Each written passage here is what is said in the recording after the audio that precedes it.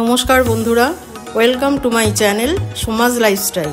দোল special মেনুতে আমার রয়েছে দই ইলিশ।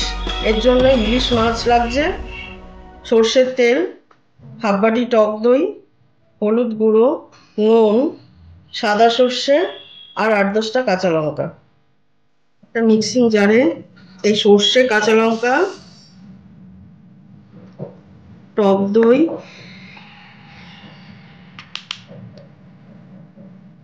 আর সামান্য নুন দিয়ে, সামান্য হলুদ, একটা স্মুথ পেস্ট তৈরি করব। মাছের উপর দিয়ে দিলাম,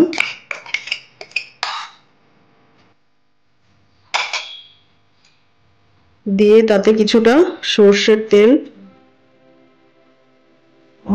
আন্দাজ মতো নুন দিলাম, দিয়ে এটাকে একটু ম্যারিনেট করে 10 মিনিট রাখতে হবে।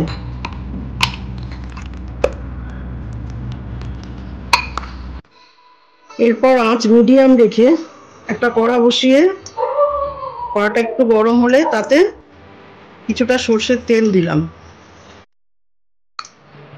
এরপর একে একে মাছগুলো তেলের উপর দিয়ে দিলাম,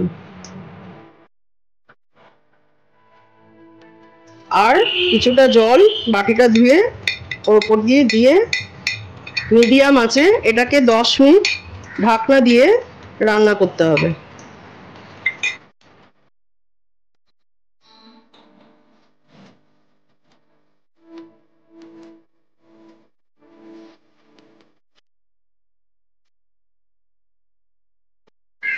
পাঁচ মিনিট পর ঢাকনা খুলে মাছটাকে উল্টিয়ে দিতে হবে।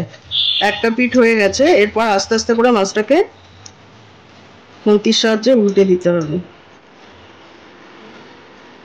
অপর পিঠটা উল্টে দিয়েছি, এরপর সামান্য চিনি ওপর দিয়ে ছড়িয়ে দিলাম। যেহেতু টক দই দিয়েছি, এটাকে ব্যালেন্স করবার জন্য একটু চিনি দিলাম। ওপর থেকে 2টো কাঁচা লঙ্কা ছড়িয়ে অফ করে দিতে হবে।